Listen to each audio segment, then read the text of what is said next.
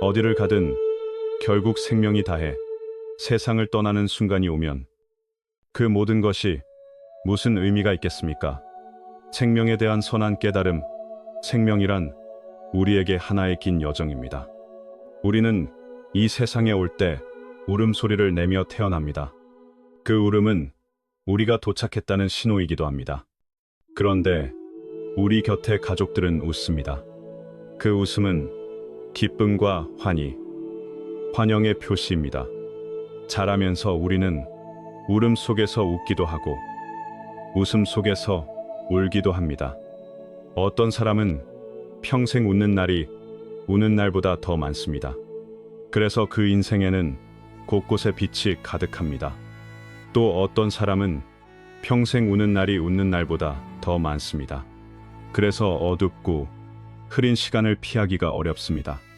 누구나 생명을 가지고 있지만 생명의 의미를 모두가 이해하는 것은 아닙니다. 핵심은 당신이 한 자루의 깔람으로 그 생명을 어떻게 그려내느냐에 달려 있습니다. 하늘이 우리에게 준 것에 감사하고 하늘이 우리에게 주지 않은 것에도 감사하십시오. 하루를 산다는 것은 하루의 복을 누린다는 뜻입니다. 때로 우리는 신을 신을 수 없다고 울지만 문득 깨닫습니다. 세상에는 발이 없어 신을 신을 수조차 없는 사람이 얼마나 많은지요. 언제나 감사하는 마음으로 삶을 마주한다면 인생은 더욱 풍요롭고 아름답게 느껴질 것입니다. 부처님께서는 오는 것은 우연이고 가는 것은 필연이며 인연을 따르되 흔들리지 않고 흔들리지 않되 인연을 따른다 라고 하셨습니다. 생명을 소중히 여기고 생명을 잘 대하며 생명을 그려내십시오. 그래야 당신이 이 세상을 떠날 때에도 입가에 미소를 남길 수 있습니다. 당신이 노력으로 생명을 해석하고 풍요롭게 만들었기 때문에 주변 사람들이 모두 울고 있더라도 그 눈물조차 당신의 생명에 대한 뜨거운 찬사처럼 느껴지지 않겠습니까? 바람과 평온 옛사람이 말했습니다.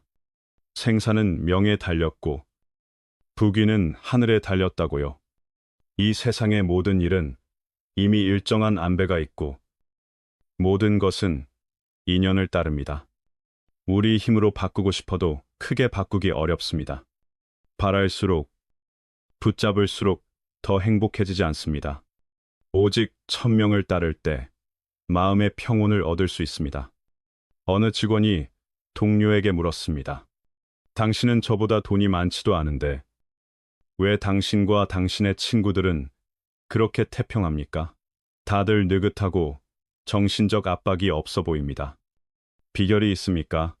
그의 솔직함에 마음이 움직였습니다. 저는 느긋하게 미소 지으며 대답했습니다. 저는 마음속에 꿈꿔서 붙드는 것이 없습니다. 당신도 그렇게 할 수 있습니까? 그는 곧바로 불쾌한 표정을 지으며 말했습니다. 그게 어떻게 가능합니까? 요즘 저는 너무 지칩니다.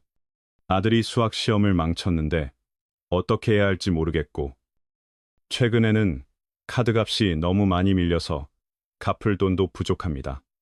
신경 써야 할 일이 너무 많아서 안 그러면 더 큰 문제들이 생길 것 같습니다. 저는 차분히 말했습니다. 당신이 아무것도 바라지 않을 때에야 비로소 진짜 평온해집니다. 그리고 이야기를 하나 들려주었습니다. 아주 부유한 상인이 한 거지를 만났습니다. 거지가 말했습니다. 당신과 저는 옛 친구입니다. 돈 좀 주시겠습니까? 상인은 거지를 유심히 바라보더니 말했습니다. 당신이 누구인지 알겠군요. 예전엔 당신도 부자였잖소. 그런데 지금은 왜 이렇게 되었소? 거지는 말했습니다. 작년에 집에 불이 나서 재산이 전부 타버렸습니다. 상인이 물었습니다. 그런데 왜 거지가 되었소? 거지는 말했습니다. 술 살 돈이 필요합니다. 상인이 또 물었습니다. 왜 술을 사려는 거요? 거지는 말했습니다. 술이 있어야 구걸할 용기가 생기니까요. 그 말을 듣자 상인은 문득 깨달았습니다. 이 세상에서 흔히 사람들을 흐리게 만드는 진실을 그는 단번에 보았습니다. 그는 한숨을 쉬며 말했습니다. 세상 사람들은 정말 술과 여자와 돈에 중독되어 있어. 그래서 인생을 탕진하지. 결국엔 6자 흙 아래로 들어가는데 왜 그렇게 사는가? 그리고 거지에게 말했습니다. 당신이 술을 더는 필요로 하지 않겠다고 결심하면 그때 나를 찾아오시오. 상인은 떠났고 거지는 옛 친구에게서 돈을 얻지 못해 몹시 낙담했습니다. 그때 한 도사가 지나왔고 거지는 곧바로 물었습니다. 내일은 어떻게 될까요? 알려주십시오. 도사는 웃으며 말했습니다. 당신은 아무것도 없는데 그런데도 내일을 걱정합니까? 왜 그런 자질구레한 것들을 걱정하십니까? 우리는 도사로서 그저 좋은 사람이 되길 원하고 자비와 인내를 지키며 누구에게도 분노하지 않고 무엇도 탐하지 않습니다. 우리는 하루 먹을 것이 넉넉하지도 않습니다. 심지어 먹을 것이 없어도 배고픔을 크게 느끼지 않습니다. 그런데도 왜 우리는 평온할 수 있을까요? 이야기를 다 들려준 뒤 제 동료는 뭔가 조금은 이해한 듯 말했습니다. 이제는 이 문제로 더 걱정하지 않겠습니다. 저는 그가 일시적으로 마음이 가라앉은 것을 알고 말했습니다. 이렇게 해보십시오. 마음의 선함과 인내를 지니고 화내지 않고 원망하지 않고 불평하지 않고 미워하지 않으면 당신은 서서히 욕망을 내려놓는 법을 배우게 됩니다. 언젠가 당신도 평온해지길 바랍니다. 저는 그 뒤로 많이 생각했습니다. 결국 자비롭고 진실하고 인내하는 사람만이 평온할 수 있습니다. 마음의 욕망이 사라질 때 그 사람은 인생의 진실을 보게 됩니다. 그래서 비로소 안연자재하게 살 수 있습니다. 이 세상에서 돈과 지위는 분명 각자에게 매우 필요한 요소입니다. 하지만 우리가 떠날 때는 그 어떤 것도 가져갈 수 없습니다. 우리는 평생 분주히 오가며 걱정하고 경쟁하고 다투며 그것들을 얻으려 합니다. 그러나 결국은 아무것도 아닙니다. 더구나 인과의 이치로 보자면 한 사람의 공명과 지위는 사실 전생에 쌓은 덕에서 비롯됩니다. 어떤 이는 태어날 때부터 모든 것이 순조롭고 학업과 일, 삶의 길이 술술 풀립니다. 어떤 이는 삶이 유난히 험난합니다. 그것은 각자의 운명이 다르기 때문입니다. 사람은 평생 돈을 벌며 일하지만 인생 말미에 이르러서는 편안함과 여유를 바라며 누리고 싶어 합니다. 우리는 바깥에서 고요를 찾느라 분주하지만 사실 그것은 누구나 얻을 수 있는 것입니다. 마음을 내려놓기만 하면 됩니다. 덜 추구하고 덜 얽매이고 천명을 따르십시오. 그러면 행복은 이미 당신 손안에 있습니다. 당신의 관상은 곧 당신이 겪어온 경험의 드러남입니다. 누군가 말했습니다. 신이 아름다운 얼굴을 주었다면 조심하십시오. 그것은 당신 성품에 대한 시험입니다. 성품이 평범하면 그 평범함이 얼굴에 비치고 아름다움을 속되게 만들어버립니다. 곽권영 아가씨 이야기를 읽어본 분들이 많을 것입니다. 그녀는 명문가의 큰딸로 태어났지만 불안한 세월을 겪었고 오늘 먹을 것을 내일 걱정하는 날들도 살았습니다. 젊을 때는 노동 현장으로 보내지기도 했습니다. 그러나 어떤 고생 속에서도 그녀는 예의와 절도를 잃지 않았고 끝까지 자신을 지켰습니다. 늘 태연하고 우아한 상태를 유지하려 애썼습니다. 노년에 이르러서도 곽권영은 여전히 단아한 숙녀였습니다. 작가 진단여는 곽권영을 만난 일을 이렇게 회고합니다. 그날 그녀의 머리칼은 눈처럼 희었고 푸른 모피 옷을 입고 외출했는데 여전히 매우 아름다웠습니다. 그때 그녀는 86세였습니다. 젊은 여성 3명과 함께 밥을 먹으러 갔는데 분위기가 마치 젊은 남자 3명이 미녀 1명과 함께 식당에 들어가는 듯했고 젊은 여성 3명이 한 노부인과 함께 가는 느낌이 아니었다고 합니다. 이런 기품은 고난을 겪고 세상을 포용하며 오랜 세월을 지나며 다듬어진 담담함과 우아함에서 옵니다. 결국 그것이 한 평생의 관상으로 굳어집니다. 진짜 아름다움은 결코 얄팍한 겉모습의 미가 아닙니다. 그것은 매일의 수양입니다. 인파 속에 묻혀 있어도 한눈에 그 기품이 드러납니다. 그것이 바로 영혼의 형상입니다. 영국의 어느 문화인은 말했습니다. 한 사람의 얼굴은 그 사람의 밥값이다.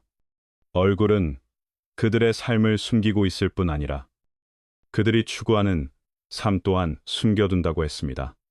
한 사람의 관상은 현재와만 관련된 것이 아니라 그 사람의 미래를 결정하기도 합니다. 그러나 믿으십시오. 관상은 바뀔 수 있습니다. 그러니 단순하게 착하고 낙관적이며 마음의 사랑과 감사가 가득하고 영혼의 수양이 날로 풍요로워지고 마음가짐이 점점 더 밝아지며 점점 더 섬세해지는 사람은 반드시 점점 더 아름다워질 것입니다. 할 줄 알면 어려운 것도 쉬워지고 하지 않으면 쉬운 것도 어려워진다. 이 말은 청나라 팽단숙의 유명한 책 위학에서 인용된 것입니다. 원문은 천하사, 유난이요. 위지즉, 난자여기에, 불의즉, 이자영난에 라는 뜻으로 세상 일이 어려움과 쉬움으로 나뉘는가.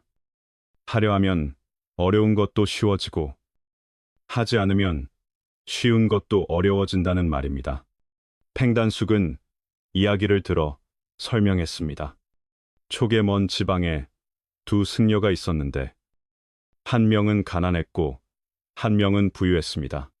가난한 승려가 부유한 승려에게 말했습니다. 남해에 가고 싶습니다. 어떻습니까? 부유한 승려가 말했습니다. 무엇을 믿고 가려 하오? 가난한 승려가 말했습니다. 저는 물병 하나와 그릇 하나면 충분합니다. 부유한 승려가 말했습니다. 나는 여러 해 동안 배를 빌려 순풍을 타고 내려가려 했지만 이루지 못했는데 당신은 무엇으로 간단히 가려는 거요? 이듬해 가난한 승려는 남해에서 돌아와 남해의 일을 이야기해 주었습니다. 부유한 승려는 얼굴이 붉어졌습니다. 서쪽에서 남해까지 몇천 리가 될지 모를 먼 길인데 가난한 승려는 갔고 부유한 승려는 가지 못했습니다. 뜻을 세워 돌을 구하는 사람이 어찌 촉의 가난한 승려만도 못하겠습니까? 남자의 머리, 여자의 발은 볼 수는 있어도 함부로 하면 안 된다. 민간에는 늘 속담이 전해집니다. 속담은 대중문화의 대표이며 옛사람들의 지혜와 생활 속 경험의 교훈을 담고 있습니다. 속담은 시가나 산문처럼 우아함을 드러내지 못할 수 있으나 수천 년 동안 전해 내려오며 사람들의 은근한 존중을 받아왔습니다. 남자의 머리, 여자의 발은 볼 수는 있어도 함부로 하면 안 된다. 라는 말도 옛사람들이 남긴 깊은 뜻을 담은 속담 중 하나입니다. 왜 이렇게 말했을까요? 옛날에는 남자들이 머리를 길게 기르는 경우가 많았고 대부분의 여성들은 작은 발을 만들기 위해 발을 묶었습니다. 그것은 이동에 불편을 주었고 마음대로 뛰어다니기 어렵게 만들었습니다. 옛사람들의 눈에 남자의 머리는 가장 중요한 부위였습니다. 가까운 가족이나 어른만이 아이의 머리를 만질 수 있었고 친하지 않은 관계에서 남자의 머리를 건드리면 무례로 여겼습니다. 심지어 상대를 업신여기는 행위로 보기도 했습니다. 고대에는 한 사람의 신분이 옷과 모자에 의해 드러나기도 했고 머리에 얹는 모자에는 많은 의미가 담겼습니다. 그러니 남자의 머리를 함부로 만지면 안 되었고, 그것은 곧 그들의 자존심을 건드리는 일이었습니다. 누가 함부로 손을 대면 그것은 진짜 모욕이었습니다. 여성의 발도 마찬가지입니다. 옛날에는 여성이 발을 씻을 때 남에게 보이는 것조차 꺼렸는데 하물며 만지는 것은 더 말할 필요가 없었습니다. 삼촌금년이라는 말 또한 당시의 미의식과 관련이 있습니다. 물론 이후 작은 발을 만들기 위한 발 묶는 풍습은 폐지되었지만 오늘날에도 여성들은 발을 꾸준히 관리합니다. 갈라짐이나 각질 같은 보기 좋지 않은 현상을 피하려 여러 제품을 사용하며 보살핍니다. 그래서 여성에게 발은 남성의 머리만큼이나 중요하며 함부로 건드려서는 안 되는 부위입니다. 또한 어떤 이들은 남자의 머리, 여자의 발, 그리고 허리가 몸에서 복기운이 모이는 곳이라고 하며 누가 만지면 복기운이 빠져나가기 쉽다고 말하기도 합니다. 그래서 누군가 남자의 머리나 여자의 발을 만질 수 있다면 두 사람의 관계가 매우 친밀하다는 뜻이라고도 합니다. 하지만 어쨌든 옛사람들은 남녀 수수불친을 중히 여겼습니다. 물론 사회가 변하면서 현대인의 생각도 많이 달라졌습니다. 오늘날 남녀가 서로 어울릴 때 어깨를 두드리기도 하고 친구끼리는 얼굴을 만지거나 머리를 건드리거나 허리를 껴안는 일도 드물지 않습니다. 다만 공공장소에서는 여전히 조심해야 합니다. 남자는 머리, 여자는 발을 함부로 건드리지 않는 것. 이것은 많은 곳에서 사교예절의 금기입니다. 조금만 부주의해도 남성의 자존심을 해치거나 여성에게 성적 괴롭힘으로 오해받을 수 있습니다. 남의 아내는 넘보지 말고, 남의 남편은 손대지 말라. 남의 아내는 넘보지 말고, 남의 남편은 손대지 말라는 속담은 결혼했든 안 했든 타인의 배우자를 넘보거나 지나치게 친밀하게 굴지 말라는 조상의 경고입니다. 예의를 지키고 선을 지키는 것은 인간의 도덕에서 가장 큰 금기입니다. 서유기 80회에는 삼장법사와 손오공이 화염산을 넘기 위해 철선공주의 파초선을 빌려야 하는 이야기가 나옵니다. 철선공주는 우마왕의 아내입니다. 손오공은 듣자마자 이건 너무 쉽다고 생각합니다. 우마왕과 손오공은 의형제였기 때문입니다. 손오공은 자신만만하게 형수에게 파초선을 빌리러 갔지만 뜻밖에도 우마왕은 사정을 모르고 손오공을 호되게 꾸짖습니다. 전에 너는 내 아내를 속여 부채를 빌리려 했고 내 아내가 거절하자 나를 찾아왔는데 이제 또 내가 그녀를 따라 보내려 하느냐? 그리고 우마왕의 마지막 말이 널리 퍼졌습니다. 남의 아내는 괴롭히지 마라.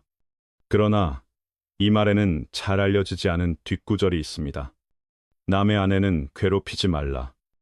생각조차 품을 수 없는 일이다. 여기서 괴롭히다는 단지 학대한다는 뜻만이 아니라 빼앗고 탐한다는 뜻도 담습니다. 솔직히 말해 친구의 아내에 대해 마음을 품지 말라는 오래된 관념입니다. 누구에게나 평생 함께할 가까운 친구가 있고 가장 큰 금기는 친구의 아내와 지나치게 가까워지는 것입니다. 당신과 그 아내 사이에 너무 친밀한 행동이 있거나 애매한 기류가 흐르면 주변의 수군거림을 부르고 당신의 우정에도 상처를 주며 나아가 그 부부관계까지 흔들 수 있습니다. 송나라 때의 이야기로 유지와 강진은 매우 친한 의형제였습니다. 이후 유지는 황매라는 여인과 결혼합니다. 강진은 여전히 윤의 집에 자주 놀러와서 머물고 밥을 먹었습니다. 오랜 시간이 흐르자 그는 황매에게 호감을 품게 되었습니다. 그녀가 덕이 있다고 느꼈기 때문입니다. 유지도 이를 눈치챘지만 말로 꺼내기 어려웠습니다. 어느 날 유지와 아내는 강지를 술집으로 초대해 식사를 했고, 그때 종업원이 실수로 강지의 옷에 국을 쏟았습니다. 유지는 이 기회를 잡아 말했습니다. 그도 일부러 그런 건 아닙니다. 국이 가득했으니 용서합시다. 집으로 돌아간 강지는 자신의 잘못을 부끄러워했고, 그 뒤로 황매에 대한 동경을 거두었다고 합니다. 사회가 변하면서 도덕이 날로 미끄러지는 시대가 되었습니다. 오늘날 많은 사람들은 이런 생각을 중요하게 여기지 않습니다. 남의 아내는 괴롭히지 말아가 남의 아내도 편하게 대해도 된다 로 바뀌어버린 듯한 현실도 있습니다. 그래서 형제에게 아내를 빼앗기는 일까지 생깁니다. 사실 이 속담은 사람들에게 경고합니다. 마음속 욕망을 굳게 제어하고 자신의 도덕 기준을 넘지 말며 남의 아내를 괴롭히거나 빼앗지 말라는 것입니다. 또한 남의 남편은 손대지 말라라는 뒷구절도 있습니다. 앞부분과 비슷한 의미로 이번에는 여성에게 하는 말입니다. 여성은 남의 남편과 거리를 지켜야 한다는 뜻입니다. 옛사람들은 남녀 수수 불친을 말했는데 이는 단지 몸이 닿는 접촉만을 뜻하지 않습니다. 수는 전달이라는 뜻이며 남녀 사이에서 물건을 건네는 것조차 직접 손에서 손으로 하지 않고 제3자를 통해 전달하는 것을 예로 들었습니다. 유교 예법은 남녀가 쉽게 친밀하게 접촉하지 않도록 강조했고, 여성은 남편 외에 다른 남성과 모호한 관계를 가져서는 안 된다고 규정했습니다. 하지만 오늘날 어떤 여성들은 친구의 남편을 의도적으로 사랑하거나 온갖 수단으로 빼앗으려 하기도 합니다. 사랑은 죄가 없다. 죄는 친구에게 있다. 라는 제목의 드라마는 두 여자가 절친이었지만 한 남자 때문에 하늘 아래 함께 설 수 없는 원수가 되는 이야기를 다룹니다. 줄거리는 슬프지만 현실에서는 그런 일이 이미 너무 많이 일어나고 심지어 우리 곁에서도 벌어집니다. 그래서 처음엔 이 드라마의 의미를 몰랐는데 보다 보니 내가 그 안에 인물이 되어 있었다라고 말하는 사람도 있습니다. 예나 지금이나 제3자는 늘 비난받아 마땅합니다. 이미 가정이 있는 사람이라면 남의 배우자를 동경하지 말고 자신의 배우자의 장점을 보십시오. 싱글이라면 남의 남편에게 마음을 두지 말고 누구에게도 속하지 않은 진짜 사랑을 스스로 찾으십시오. 남자든 여자든 사람을 사귈 때는 늘 선을 지켜야 합니다. 고독에서 오는 힘장자에 따르면 도광동네 혼자 오고 혼자 가는 것이 인생의 최고 경지입니다. 그 경지에 이른 사람은 무쌍의 고수처럼 홀로 관문을 닫고 수련한 뒤에는 불패가 됩니다. 혼자 있는 것은 당신의 모든 에너지를 모아 결점을 굴복시키는 일입니다. 그것이 진짜 강자의 시작입니다. 장자, 지붕유에는 이렇게 적혀 있습니다. 하늘과 땅은 넓고 지극히 아름답지만 말이 없고 사계절은 뚜렷한 법칙이 있으나 논쟁하지 않으며 만물에는 이치가 담겨 있으나 과시하지 않는다. 천지 만물에는 큰 도가 숨어 있지만 예로부터 고요하고 무의했을 뿐입니다. 오직 마음이 들떠 불안한 사람만이 끊임없이 떠들고 소란을 좋아합니다. 이 세상에서 누구도 고독을 피할 수 없습니다. 태어날 때도 혼자이고 죽을 때도 혼자입니다. 오늘 모였다가 내일 헤어집니다. 누구도 영원히 함께 걸어줄 수 없습니다. 사람들과 대화하면 외로움이 잠시 풀릴 수는 있어도 고독 자체를 치료할 수는 없습니다. 말을 많이 할수록 마음은 더 텅 비어갑니다. 말을 멈추면 고독은 다시 밀려옵니다. 사실 어떤 일들은 말로 내뱉기보다 스스로 소화하는 편이 낫습니다. 남에게 말하면 오히려 웃음거리가 되기도 합니다. 혼자만의 시간을 낭비하지 마십시오. 소음이 사라지고 두려움이 사라지며 오직 혼자 있을 때에만 판을 바꾸는 법을 깨닫게 됩니다. 어떤 이는 말합니다. 황량한 사막을 지나야 비로소 맑은 샘물을 만날 수 있다고요. 번화한 세상은 긴 길이며 결국 스스로 걸어가야 합니다. 헛된 말로 시간을 보내기보다 마음을 고요히 지키는 편이 낫습니다. 혼자 있는 것은 스스로를 꿰뚫어 이해하는 일입니다. 어떤 이는 말합니다. 북적이는 모임 역시 많은 고독한 사람들의 자리일 뿐이라고요. 고독한 사람은 오히려 자유롭습니다. 혼자 있을 때 그는 자기의 가장 진짜 모습을 보고 내면을 해방시킵니다. 사교를 좋아하는 사람들은 여전히 찾고 있지만 진정한 직이 한두 명을 얻는 이는 드뭅니다. 고독해 보이는 사람은 쓸쓸해 보이지만 사실은 스스로를 이해하고 스스로와 친구가 된 사람입니다. 혼자 있는 시간은 우리에게 자신을 위해 시간을 쓰게 해주고 하고 싶은 일을 하게 해줍니다. 심지어 혼자 있을 때 우리는 더 편안하고 자유로워집니다. 지나치게 예의 차리는 사람들은 늘 피곤하게 살며 남에게 맞추느라 자신을 구부립니다. 그럴수록 자신을 작고 비굴하게 만들 뿐입니다. 삶은 귀합니다.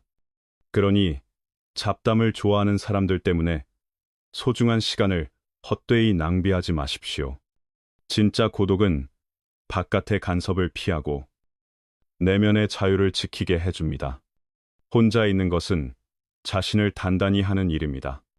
고독하거나 아니면 평범하거나 라는 말이 있습니다. 자립하는 사람은 반드시 혼자서 온갖 비바람을 견뎌야 합니다. 어려움에 빠질까 두려워하지 마십시오. 당신을 쓰러뜨리지 못하는 것은 결국 당신을 더 강하게 만듭니다. 성공한 사람은 누구나 역류를 혼자 거슬러 올라가며 힘든 시기를 홀로 건넜습니다. 찬란한 순간, 뒤에는 고통과 눈물이 있었습니다. 고독을 견디는 법을 배우고 고독을 습관으로 만드십시오. 무리 속을 따라다니며 안정감만 중시하는 사람, 군중에 기대는 사람과는 달라져야 합니다. 한동안 홀로 수련을 거치면 마음은 더 굳건해지고 지혜는 열리기 시작합니다. 그때의 일하는 기세는 병법과 같습니다. 바람처럼 빠르고 숲처럼 고요하며 불처럼 침공하고 산처럼 움직이지 않으며 밤처럼 예측하기 어렵고 천둥처럼 진동합니다. 스스로 길을 걷는 사람은 모두 만만치 않은 인물입니다. 그런 사람은 평생 크게 실패하기가 드뭅니다. 결국 혼자 있는 것은 자신을 굳히는 가장 좋은 방법입니다. 예로부터 성현들은 홀로 있기를 좋아했고 진짜 강자는 독행을 택했습니다. 혼자 있는 시간은 우리에게 자신을 관찰하게 하고 후회에서 멀어지게 하며 사회의 리듬에서 잠시 물러나 평온으로 돌아가게 합니다. 혼자 있는 것은 자신을 더 강인하게 만들고 남의 힘에 기대지 않게 하며 남의 시선에 휘둘리지 않게 합니다. 그러니 혼자 있는 시간을 소중히 여기십시오. 자신답게 살고 유한한 시간 속에서 스스로를 성취하십시오. 뿌리와 끝, 옛날에 한 청년이 있었는데 늘 사람들 앞에서 자신을 과시하기를 좋아했습니다. 어느 날 스승이 그를 한 나무 앞으로 데려가 물었습니다. 이 나무 끝부분이 아름답지 않느냐? 제자는 즉시 대답했습니다. 물론입니다. 끝까지의 꽃이 가득 피었으니 얼마나 아름답습니까? 마침 바람이 불어 나무 끝에서 바스락 소리가 났습니다. 스승이 다시 물었습니다. 무슨 소리가 들리느냐? 청년은 재빨리 말했습니다. 물론 들립니다. 끝까지 소리가 얼마나 맑고 듣기 좋습니까? 스승이 말했습니다. 그런데 너는 나무 끝을 한자로 무엇이라 부르는지 아느냐? 말이라고 한다. 스승은 말을 마치자마자 50, 50, 50, 50 50, 50, 50, 50, 50, 50, 50, 50, 50, 50, 50, 50, 50, 50, 50, 50, 50, 50, 50, 50, 50, 50, 50이라고 했다. 그런 사람과 함께할 수 없다면 인생도 빛을 내기 어렵고 사랑도 그렇고 결혼도 그렇고 가정도 그렇고 시에도 마찬가지입니다. 가죽치가 소를 우리로 몰아넣었다. 한 가죽치가 소를 우리로 몰아넣으려 했습니다. 하지만 그는 앞에서 아무리 세게 끌어도 뒤에서 아무리 세게 채찍질해도 소는 죽어도 말을 듣지 않고 우리로 들어가지 않았습니다. 그때 한 농부가 지나가다 그 모습을 보고 미소를 지었습니다. 그는 땅에서 풀 한 줌을 뽑아 소의 입 앞에 내밀었습니다. 놀랍게도 소는 얌전히 그 농부를 따라 우리로 들어갔습니다. 오랫동안 생각한 뒤 한 철학자는 이 이야기에서 다음과 같은 천리를 정리했습니다. 사람마다 각자에게 맞는 장점이 있습니다. 예컨대 가축을 다루는 데서는 가죽치가 농부를 따라갈 수 없습니다. 남에게 어떤 일을 하게 하려면 강요로는 안 됩니다. 아무리 힘을 다해도 되지 않습니다. 사실 우리가 해야 할 일은 그 사람에게 이 삶에서 조금의 달콤함과 희망을 주는 것뿐입니다. 세상 일은 원하는 대로 바로 되는 것이 아닙니다. 상대의 입장에서 한 번 더 생각해 보면 모든 것이 더 순조로워질 것입니다. 양치기와 보이지 않는 끈, 한 양치기가 앞으로 걸어가는데 발걸음이 좌우로 번갈아 옮겨졌습니다. 그 뒤를 한 마리 양이 비틀비틀 따라갔습니다. 양은 끈에 묶여있지도 않았지만 그림자처럼 양치기를 따라가며 좌우로 한 발도 어기지 않았습니다. 한 철학자가 이를 보고 매우 이상하게 여겨 양치기에게 물었습니다. 당신은 끈으로 양을 이끌지 않는데 왜 양이 당신을 한 걸음도 안 떨어지고 따라오지요? 양치기가 답했습니다. 양떼를 묶는 것은 끈이 아니라 제가 양떼에게 주는 관심과 사랑입니다. 그 대답은 철학자를 깊이 생각하게 했습니다. 사람과 사람 사이의 정을 유지하는 것은 눈에 보이는 끈으로 감시하고 제한하는 것이 아니라 사랑의 관심과 돌봄으로 이루어진다는 것입니다. 진심으로 말하고 상대의 입장에서 문제를 생각하십시오. 말의 예술을 모르는 사람은 결국 입으로 화를 부릅니다. 그러나 자신의 입을 부귀의 입으로 기를 줄 안다면 하늘은 복을 내릴 것입니다. 귀곡자의 권천에서는 귀곡자가 말하길 사람을 상대할 때 상대에 따라 다른 전략이 필요하다고 했습니다. 지혜로운 사람과 말할 때는 넓은 지식에 근거해야 합니다. 부유한 사람과 말할 때는 폭포처럼 힘있고 품격은 우아해야 합니다. 지위가 낮은 사람과 말할 때는 그들이 예민한 경우가 많으니 겸손하고 공손해야 하며 그들이 감동해 당신을 지기로 여기게 해야 합니다. 실수한 사람과 말할 때는 그들을 격려하고 자신감을 주며 북돋아 주어야 합니다. 귀곡자가 말했듯 누구나 남보다 강해지고 싶어 합니다.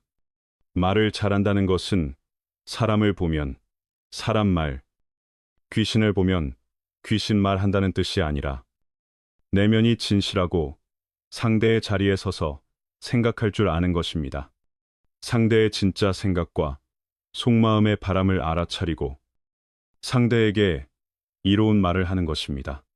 예로부터 말의 예술을 극한까지 펼친 것을 말하자면 귀곡자를 빼놓을 수 없습니다.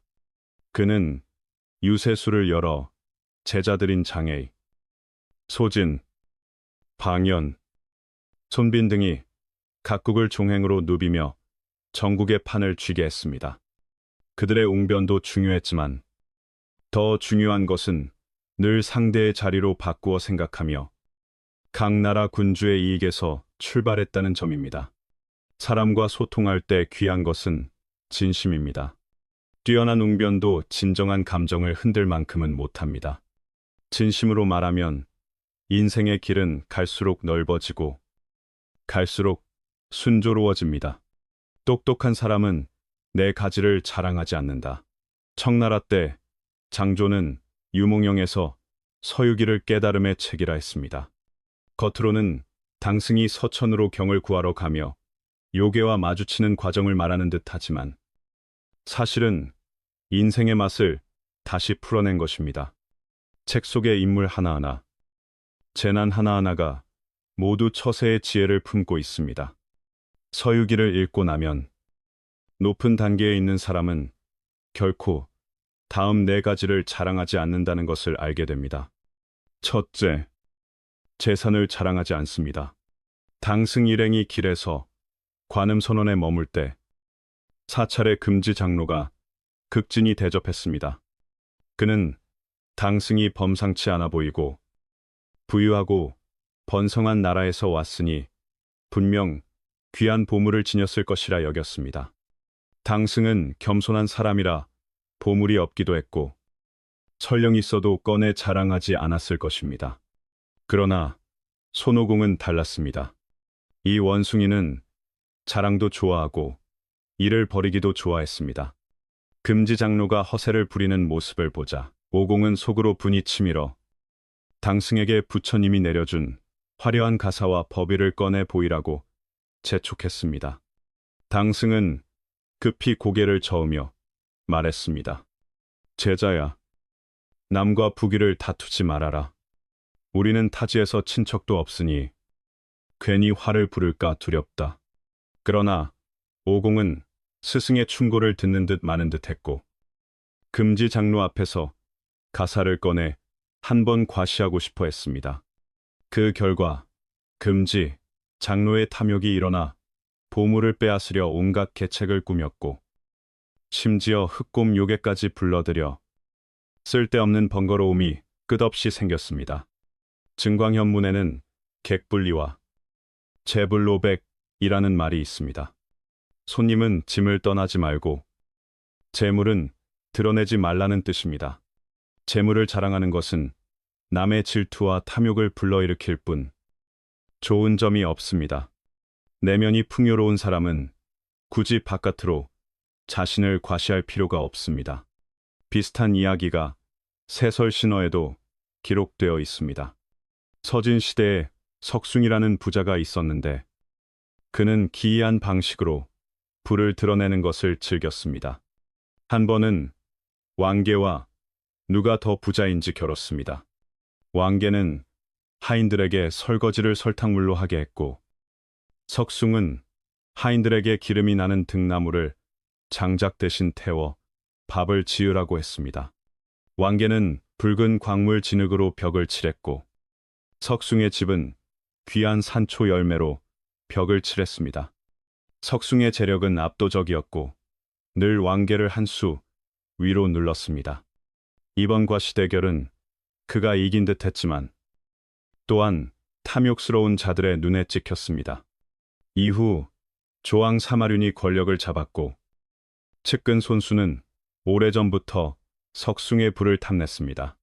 결국 석숭에게 반역의 죄를 뒤집어 씌웠고 석숭 일가는 참수당했으며 재산은 손수가 빼앗아 비참한 결말을 맞았습니다. 어떤 이는 말합니다. 무능과 부가 함께 있으면 오히려 자신을 더 추락시킨다고요. 한순간의 허영을 채우려 부를 과시하는 것은 가장 큰 어리석음입니다. 재산을 자랑해도 사람의 진심 어린 존중을 얻지 못하고 오히려 한 사람의 황량한 정신만 드러낼 뿐입니다. 둘째, 능력을 자랑하지 않습니다. 손오공은 보리조사를 스승으로 모신 뒤 열심히 수련해 금세 근두운과 72변을 익혔습니다. 어느 날 오공이 혼자 수행하는데 사형사제가 몰려와 신통을 보여달라 졸랐습니다. 오공은 원래 일을 벌이기 좋아해 졸림을 받자 모두 앞에서 구름을 타고 바람을 달리며 천변만화로 과시했습니다. 이를 알게 된 보리조사는 오공을 꾸짖었습니다. 왜 너는 재주를 드러내느냐? 네가 남을 보면 저 사람처럼 되고 싶지 않겠느냐? 남이 너를 보면 또한 너처럼 되고 싶어 할 것이다. 네가 재앙을 두려워한다면 그에게 전수해야 하고, 전수하지 않으면 그가 너를 해칠 것이다. 네, 목숨도 장담 못한다. 스승의 꾸짖음 앞에서 오공은 연신 사과했지만 결코 오래 기억하지 못했습니다. 훗날 천궁을 뒤흔들 때도 열애 앞에서 신통을 자랑했고 산 위에 또 산이 있음을 몰랐습니다. 결국 스스로를 해쳐 오행산 아래 눌렸습니다. 퇴근담에는 큰 새는 앉을 때 지친 듯, 여우는 걸을 때 병든 듯 이라는 말이 있습니다. 그것은 사냥하고 물어뜯기 위한 수단입니다. 그러니 군자는 비록 총명해도 재능을 드러내지 않습니다. 그래야 훗날 큰 책임을 감당할 힘이 생깁니다. 진짜 강자는 결코 쉽게 모습을 드러내지 않습니다. 그저 조용히 힘을 쌓을 뿐입니다. 아무리 뛰어나도 정세를 보고 겸손히 속에 감추는 법을 배워야 합니다. 전국시대 진나라 무왕은 위엄과 담력이 뛰어나고 큰 뜻을 품은 문무겸전의 인물이었습니다. 그의 통치 아래 진나라는 초나라를 제어하고 촉을 평정하며 국력이 크게 올랐습니다. 그러나 그렇게 현명한 군주도 능력을 과시하다 목숨을 잃었습니다. 한 번은 주왕실의 낙양에서 신하 맹설과 함께 거대한 솥을 들어올리는 시합을 했는데 자신의 용력을 드러내려 만류를 듣지 않고 무리하게 솥을 들었습니다. 결과는 탈진으로 눈에서 피가 흐르고 정강이 뼈가 부러졌으며 그날 저녁 숨을 거두었습니다. 그때 나이는 겨우 23이었습니다. 인생의 포부를 펼치기 가장 왕성한 나이였습니다. 주역에는 군자는 재능을 감추고 때를 기다려 쓴다고 했습니다. 능력이 크면 자부심을 가질 수 있으나 절제 없이 남 앞에서 과시하면 화를 부릅니다. 약점을 드러내지 말고 재능을 자랑하지 마십시오. 남 앞에서 능력을 자랑하는 순간 인품의 값은 함께 떨어집니다. 셋째, 똑똑함을 자랑하지 않습니다. 제자들 가운데 가장 영리한 이는 사오정입니다. 사오정은 온순하고 성실한 사람처럼 보이지만 실제로는 매우 섬세하게 생각하고 처세를 잘합니다. 다만 그는 겸양의 도리를 아는 사람이었기에 남 앞에서 자신의 총명을 드러내지 않았습니다. 길에서 보고 배운 것을 쌓아두다가 결정적 순간에만 나서서 말했습니다. 삼타백골정 대목에서 당승이 엄하게 굴고 손오공이 몰리던 때에도 사오정은 한마디 변명이나 청을 하지 않았습니다. 오공이 쫓겨날 때도 붙잡는 말을 하지 않았습니다. 전 과정에서 그는 관여하지 않는 듯 늘 담담했습니다. 이후 황포계와 싸우다 사오정이 잡히고 저팔계도 어쩔 수 없게 되자 마지못해 오공을 찾아가 청했습니다. 오공이 그때 왜 나를 변호하지 않았느냐고 나무라자 사오정은 길게 설명하지 않고 조용히 6글자만 말했습니다. 군자는 예의를 들추지 않습니다. 짧은 한마디가 오공의 화를 누그러뜨렸고 동시에 오공의 마음속 미안함도 드러나게 했습니다. 그렇게 둘의 갈등은 쉽게 풀렸습니다. 사오정은 형세를 판단하고 처리를 잘하면서도 과시하지 않았기에 당승에게 늘 신임과 사랑을 받았습니다. 퇴근담에는 능함을 서투름 속에 숨기고 밝음을 어둠 속에 쓰며 혼란한 세상에서 분명함을 감추고 공을 수치로 삼으라는 뜻의 말이 있습니다. 정말 영리한 사람일수록 자신의 날카로움을 숨길 줄 압니다. 늘 똑똑함을 드러내는 사람은 결국 아무 일도 해내지 못합니다. 말하자면 진짜 재능 있는 사람은 겉으로는 둔해 보이고 어수룩해 보일 때가 많습니다. 진짜 똑똑한 사람은 필요할 때 일부러 모르는 척할 줄 아는 사람입니다. 넷째, 공로를 자랑하지 않습니다. 손오공이 천궁을 뒤흔들 때 10만 천병이 상대가 되지 못하자 관음보살이 이랑신을 옥제에게 추천했습니다. 이랑신은 기대를 저버리지 않았고 태상노군의 도움으로 손오공을 붙잡는 데 성공했습니다. 그래서 옥제에게 중용받았습니다. 그러나 옥제가 조서를 내려 전공을 취하할 때 이랑신은 매우 맑고 담담했으며 공을 독차지하려는 교만함이 없었습니다. 오히려 공을 관음보살과 태상노군에게 돌렸고 하사받은 상도 부하들과 나누었습니다. 옥제께 감사 인사를 올린 뒤에는 곧 관광구로 돌아가 응거했습니다. 증국번은 말했습니다. 재앙을 앞세우는 것은 자신이고 공은 모두 남에게 돌리게 하라. 이것이 사업의 바탕이다.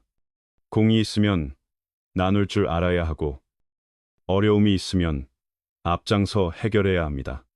층위가 낮은 사람일수록 자신의 이익을 지키려 하고 층위가 높은 사람일수록 이익을 내려놓고 나누기 쉬우며 결과적으로 더 큰 것을 얻습니다.